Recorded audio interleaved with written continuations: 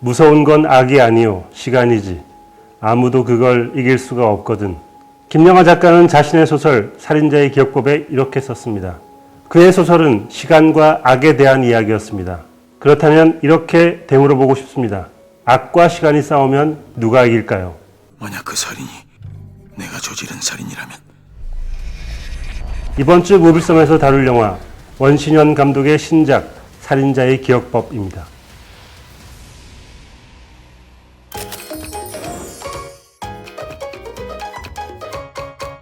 네, 오늘 무비썸 시간 다룰 영화는 원신현 감독의 살인자의 기억법입니다.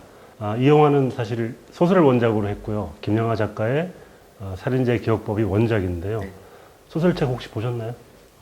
굉장히 예전에 봤다가 사실 영화 볼 때는 거의 기억을 못했고 영화를 보고 나서 다시 소설을 찾아봤어요. 뭐 어떻게 달라졌는지. 지금 베스트셀러더라고요. 네. 보통 이제 같이 나오는 경우도 있고 영화 덕분에 이제 책이 다시 이제 적용받는 경우도 있죠. 사실 이 영화는 아주 짧은 이야기입니다. 그래서 이 줄거리가 크게 중요하지 않지만 그래도 한 줄거리를 알아보고 넘어가도록 하겠습니다.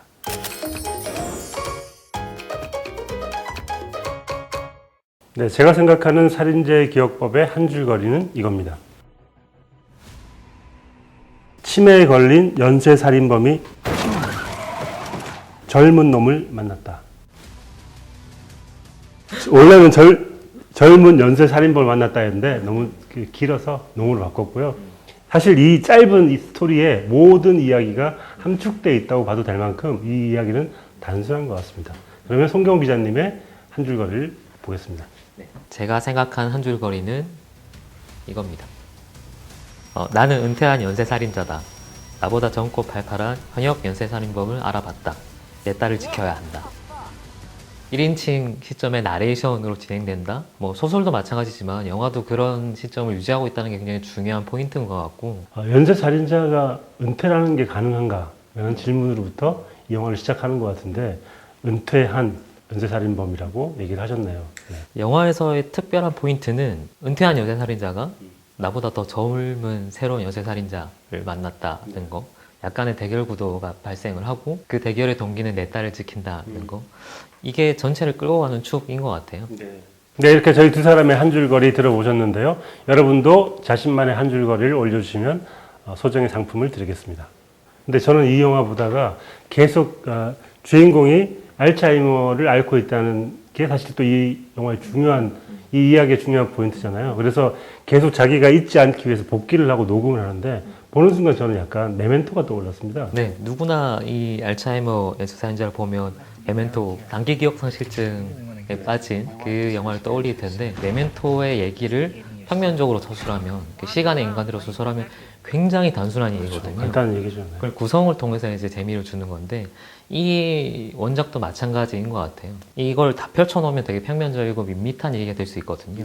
네, 그러면 영화적인 구성을 좀 줘야 되는데 그 부분에선 약간 좀 아쉬움이 있지 않나라는 생각이 들고 근데 그럼에도 불구하고 최선을 다했다는 느낌은 들어요. 이 인물들을 최대한 합치고 어떤 원작 속에 어떤 인물들을 합치고 어떤 인물들 역할을 나누면서 소설과 영화의 가장 큰 차이라고 하면 사건을 밖으로 빼낸 거죠. 빼내서 대결 구도를 만든 거예요. 원작이 온전히 한 사람의 내면에 집중한 얘기라고 하면 그리고 그 내면이 진짠지 가짠지 헷갈리게 하는 데서 오는 재미가 있다고 하면 영화 같은 경우는 그냥 아예 대결 구도로 가버렸어요. 그러니까 세대 갈등 같은 젊은 살인마와 늙은 살인마. 약간 살인마라는 게 이 단어가 붙을지 모르지만 전문직이라고 하면 전문직이죠. 네. 네, 전문적인 기술을 표현한 거라고 하면 이제 자기가 하고 있던 기술들이 좀 낡고 혹은 그 직에서 은퇴하게 된 사람이 자기보다 훨씬 능력 있고 새로운 전문직을 만났을 때의 위기감 그렇게 배치를 해놓고 약간 세대 갈등처럼 배치를 해놓고 살인범 병수라는 인물 같은 경우는 두 가지 갈등이 있는 거죠. 젊은 살인범에 대한 약간 질투도 묻어 있는 것 같고 저놈을 불러들여 죽인지도 모르고 그리고 자기 딸을 지켜야 된다는 어떤 대의명분이 있는 거고 이 두 가지를 놓고 이제 영화를 끝까지 끌고 가는 건데 원작에서는 거기에 하나 더 해서 기억의 혼란을 굉장히 좀 재밌게 쓰고 있잖아요. 근데 영화에서는 그 부분이 없진 않은데 그쵸, 그냥 부분적으로 네. 제한해서 쓰고 있어요. 그러다 보니까 원작에서 추구하던 재미랑은 좀 방향이나 성질이 다른 것 같고 그냥 영화에서는 무난하다? 전반적으로 무난하고 그냥 순진하게 흘러간다는 느낌을 주는 거죠. 아까 한 줄거리 얘기할 때 나는 연쇄살인자다라고 나레이션처럼 얘기하셨는데 사실 모든 소설은 나레이션이 들어가 있는 거죠. 네. 1인칭일 때 어떤 화자가 있고 그 화자가 이야기를 끌고 나가는 방식일 텐데 영화 역시 나레이션이 굉장히 중요하게 도입부에 등장하는 것 같습니다. 소설은 1인칭으로 그냥 구성을 할 수 있으니까. 근데 영화를 1인칭으로 한다는 건 생각보다 쉽진 않거든요. 1인칭 액션 저희가 곧 다룰 베이비 드라이버 같은 영화들 보면 1인칭 액션이 많잖아요. 베이비 드라이버 정말 꽂혀있어. 계속 매주 지금. 지금 머릿속에 베이비 드라이버가 자꾸 있어가지고 네. 다음 주 옵니다. 네.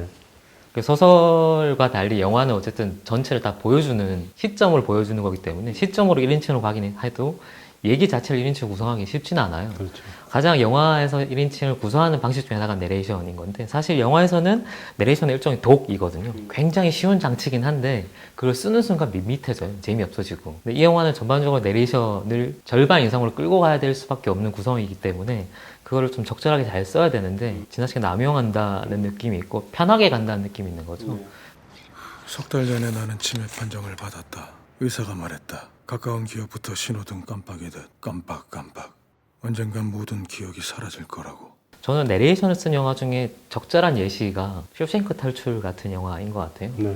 쇼생크 탈출도 사실은 그 레드, 모건 프리만이 맡은 레드라는 역할의 전체 회고담이거든요. 영화 형식이. 그래서 중간중간 내레이션을 써요. 그건 쓴 이유가 따로 있죠. 모건 프리먼의 목소리가 너무 좋기 때문에 내레이션을 쓰지 않는 건 모건 프리먼을 목소리를 낭비하는 거. 낭비하는 거죠. 네. 내레이션이 그냥 장면이나 상황이나 인물의 심리를 설명하는 거로 그치면 1차원적인 거고 밋밋한 건데 쇼생크 탈출 같은 경우는 장면의 아이러니를 내레이션을 통해서 만들어내요. 어떤 장면이냐면 그 앤디 두퓨레인이 자기한테 온 레코드판 같은 거를 이제 드디어 받아내서 교도소 전체에 틀어버리는 장면이 나오죠.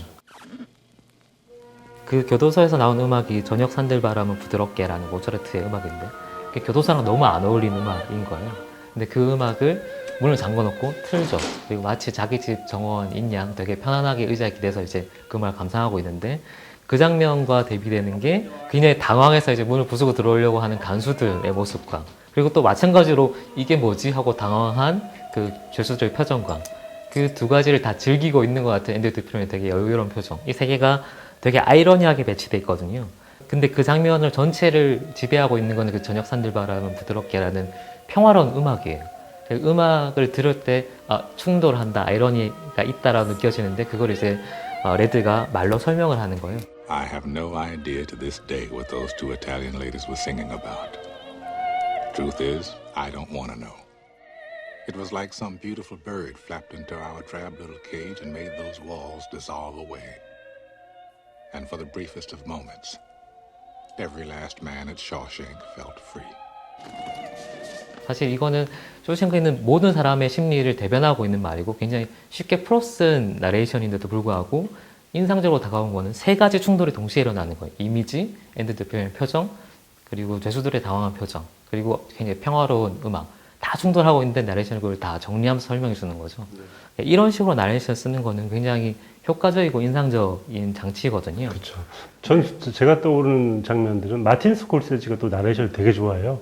디카프리오가 주연을 맡았던 울프 오브 월스트리트 보면 디카프리오가 내레이션을 초반에 하는데 너무너무 미친 사람처럼 내레이션을 하잖아요. My name is Jordan Belfort, not him. Me. That's right.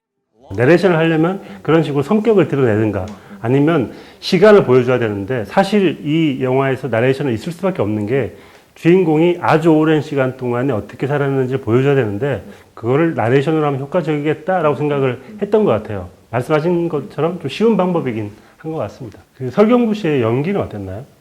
사실 영화를 버티고 있는 거 절반 이상은 설경구라는 배우의 연기에 기대고 있는 거고 설경구라는 배우는 자기 표정, 이미지 같은 걸로 몇 가지 시도를 하고 있죠. 대표적인 게 이제 살을 급격하게 빼셨잖아요. 줄넘기를 하루에 10,000번씩 했다는데 하루에 10,000번 하려면 도대체 몇 시간을 해야 되나? 보통 얼굴에 주름 만들려면 벤자민 버튼의 시간 거꾸로 가서 좀 CG를 해버리거나 아니면 특수 분장을 하는 경우인데 특수 분장을 했을 때는 사실 얼굴 표정 연기를 하기가 좀 힘든 부분이 있거든요. 설경구 배우도 그런 부분에 우려가 돼서 이 영화에서 또 시그니처 중에 하나가 이제 얼굴 근육의 꿈틀거림, 살떨림. 그게 이제 기억을 잃어가는 신호이기 때문에 그걸 표현하기 위해서는 그런 분장을 좀 최소화해야 된다라고 해서 이제 본인이 직접 살을 빼신 거 그런 거는 분명히 배우의 어떤 연기력, 연기에 대한 의지로 볼 수 있고 사실 굉장히 살을 급격하게 찌우고 많이 빼는 걸로 또 유명한 배우잖아요.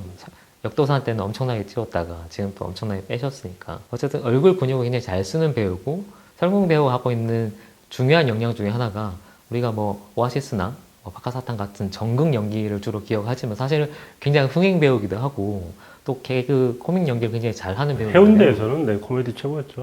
개인적으로 저는 설국 배우 최고의 캐릭터는 강철중. 아, 그렇죠. 네. 그 캐릭터를 사실 넘어서기가 좀 힘들 것 같아요. 이 형이 기분이 나빠서 때리고 뭐 그러면서 운동장 한 바퀴를 돌리고 이런 강철중이라는 그 캐릭터를 기억한다는 것만으로도 굉장한 연기라고 볼 수 있죠. 본인은 진지한데 남이 보면 개그가 되는 그런 개그를 하잖아요. 근데 이 영화에서 나오는 이 인물도 비슷한 톤의 개그를 반복해요. 저는 꽤 웃기다고 생각했어요.